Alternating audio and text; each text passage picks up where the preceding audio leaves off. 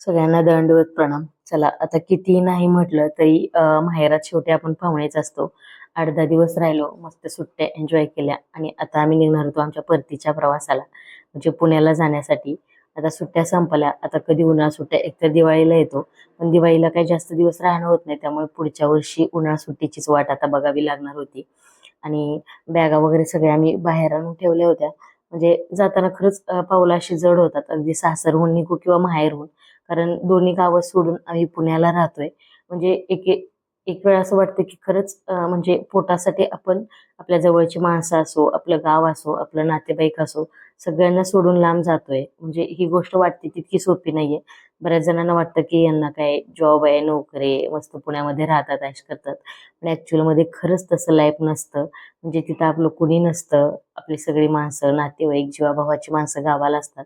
आणि त्यांच्यापासून लांब फक्त पोटासाठी आपण तिकडं राहतोय.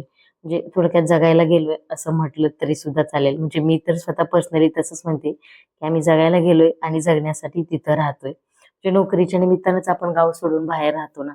आणि आम्ही जायचं म्हटलं ना, की आमच्या घरचे सगळे म्हणजे आम्हाला घालवायला येतात. असं नाही की बाबा कोणी येतं नाही, असं अजिबात नाही. म्हणजे सगळे माझ्या चुलते असो किंवा माझ्या भाऊजाई असो, भाऊ असो, सगळे आम्ही जाताना असतात. म्हणजे मी एकटी जाताना असं नाही, माझ्या कुठल्याही बहिणी असो किंवा भाऊ असो, जाताना आमच्या घरातले सगळे एकत्र येतात आणि मग घालवतात, म्हणजे वाटं लावतात. त्याच्यानंतर हा एक माझ्या आत्याचा मुलगा पण होता, जो की आमच्यासोबत येणार होता. त्यानं मस्त अशी झाडाची जांभळं काढून आणली होती आणि खरंच खूप दिवसातून अशी इतकी फ्रेश जांभळं खाल्लेली. त्याच्यानंतर मस्त पवनचक्क्या बघत आमचा प्रवास सुरू झाला. आता आम्ही जाणार होतो सोलापूरहून सांगलीला, म्हणजे विटामध्ये लग्न होतं विट्याला. आणि हे लग्न होतं म्हणजे माझ्या भावाच्या मित्राचं, जो की संकेत मामा, त्याचं लग्न होतं. तर त्या लग्नासाठी आम्ही निघालो होतो आणि मग तिथून नंतर आम्ही परत आमचा तिथून पुढचा प्रवास पुण्याला जाणार होता. एकदम छान आणि एकदम मस्त असं लग्न पार पडलं. खूप छान अरेंजमेंट केली होती त्यांनी.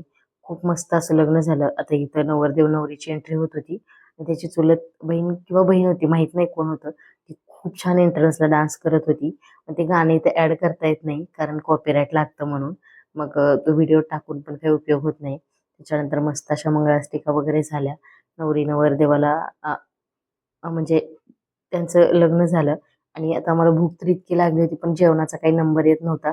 म्हणून मामाच्या लग्नात आम्ही आपलं ग्लासमध्येच पापड खाणं सुरू केलं होतं. कारण भूकच तेवढी लागली होती, काही सुचत नव्हतं. त्याच्यामुळे आमचं चालू होतं आणि आम्ही असं मस्त लूक केला होता. मी काही साडी वगैरे घातली नव्हती, ड्रेसच घातला होता. कारण काय होतं, म्हणजे प्रवास खूप लांबचा होता आणि परत इथून जाऊन तिथं मग मुलींचा आवरू का माझा आवरू, म्हणून मग मी म्हटलं ठीक आहे, आता आपण ड्रेसच घालून जाऊया आणि ती मला पण कम्फर्टेबल वाटेल. पण मयुरीने मात्र साडी घातली होती. त्याच्यानंतर मस्त लग्न झालं. जेवण वगैरे खरंच खूप छान होतं. नवरा नवरीची भेट घेतली, त्यांना पुढील नवीन आयुष्यासाठी शुभेच्छा दिल्या आणि आम्ही निघालो आमच्या परतीच्या प्रवासाला, म्हणजे पुण्याला जाण्यासाठी. आणि इथं आम्ही चूक केली की जेवण करून आम्ही निघालो होतो आणि त्याच्यानंतर थंड काहीतरी घ्यायचं म्हणून पाणी आणायला गेल्यानंतर मामा आईस्क्रीम घेऊन आला आणि म्हणजे परत इतकं पाणी पाणी ओढायला लागलं आणि ऊन इतकं प्रचंड होतं ना, काही विचारू नका. जे तिथं जे आम्ही झोपलो ना, तर त्याच्यानंतर आम्ही डायरेक्ट खेड टोल नाक्यावरतीच उठलो. भूक लागली होती जाम. प्रसाद, मलाई, चहा आणि बनमस्का तिथं थांबलो. मस्त बनमस्का, मलाई, चहा, वडापाव वगैरे आम्ही पोट भरून नाश्ता केला. कारण 7, 7:15 वाजले होते आणि इथून काही घर जास्त लांब नव्हतं. अगदी 10-15 मिनिटामध्ये घरी जातंय.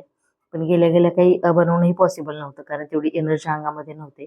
पण इथं ना इतकी भयानक गर्दी होती, म्हणजे खूप फेमस आहे. Instaवरती बघितलं होतं आणि आज प्रत्यक्षात बघतोय. म्हणजे इतकंही काही वाईट नाहीये, चांगलं आहे. पण पर्सनली म्हणजे मला तर इतकं काही नाही आवडलं. पण चहा मात्र छान होता. पण ठीक आहे, छान होतं, गर्दी वगैरे होती आणि हे खूप फेमस. नंतर घरी आलो. मस्त गाडीमधलं सामान वगैरे काढून घेतलं आणि ते गावावरून आलोय, म्हणजे गाडीमध्ये सामान किती असणार आहे विचार करा. प्रत्येक वेळी आमच्या गाडीची मागची डिक्की फुल्ल भरलेली असते. तर इथं बघा, तुम्हाला मी दाखवते व्हिडिओमध्ये, बघा इतक्या सगळ्या बॅग आहेत. आणि आम्ही कधी गावावर नेईल ना, तेव्हा हा कोपरा आमचा भरलेला असतो, म्हणजे असतो बॅगानी. आता आमच्या दोघांचं सामान आहे, ते जाताना जळगावला त्यांचं घेऊन जातील आणि माझं आहे ते थोड्या वेळाने मी लावून देईल.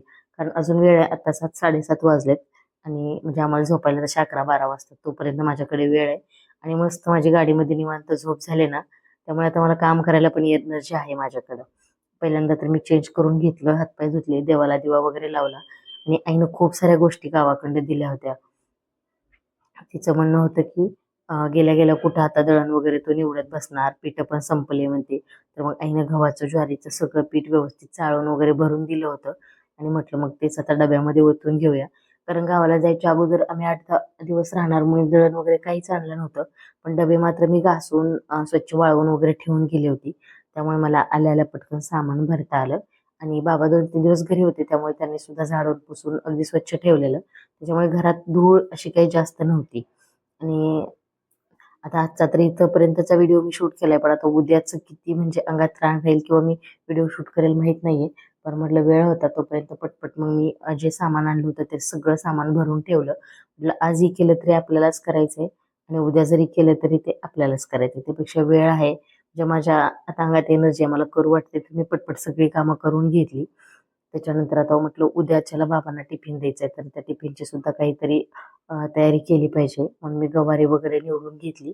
गवारी निवडली कारण अर्धा दिवस झालं बाहेरचं मेसचं खात होते. पण आता आलोय तर घरचं जेवण सुद्धा पाहिजे आणि ही कामं ना संध्याकाळी केली तरच सकाळी गडबड होत नाही.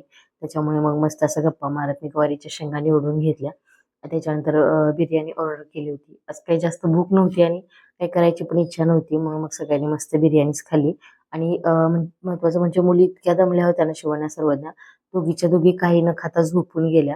म्हणजे त्यांना इतका कंटाळाच आला होता. आता शिवण्या तर अगदी सोफ्यावरच झोपली होती आणि सर्वज्ञाला मी व्यवस्थित झोपवलं होतं. मग मस्त अशी व्हेज बिर्याणी ऑर्डर केली, जेवण केलं आणि झोपून गेलो. आता बघू उद्याच्याला म्हणजे मी व्हिडिओ शूट करते नाही करते माहीत नाहीये. पण आजचा व्हिडिओ मात्र मी इथंच